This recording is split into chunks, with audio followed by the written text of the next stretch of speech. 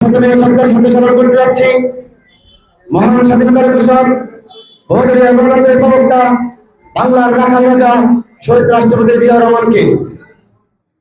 1975 সালে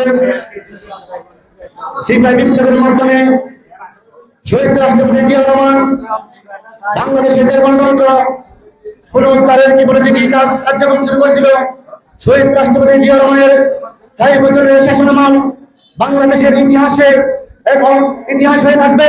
এবং কি অনেক সরকার আসছে গেছে, শহীদ রাষ্ট্রপতি জিয়া রহমান শাসনামলে যা কিছু বাঙালি জাতির জন্য রেখে গেছে এবং কি যে পরিকল্পনা করেছে আজও বাংলাদেশ তার পরিকল্পনা নির্ভর করে দেশ পরিচালিত হচ্ছে।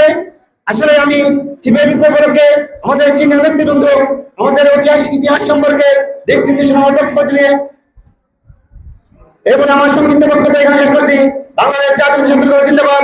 শহীদ রাষ্ট্রপতি জিয়া রহমান মোবারক। দেশনেত্রী বেগম খালেদা জিয়া দীর্ঘ আমন্ত্রণ করতেছি।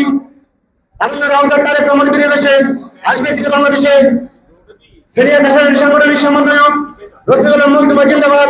বাংলাদেশ জাতীয় ছাত্রদল জিন্দাবাদ জিন্দাবাদ জিন্দাবাদ।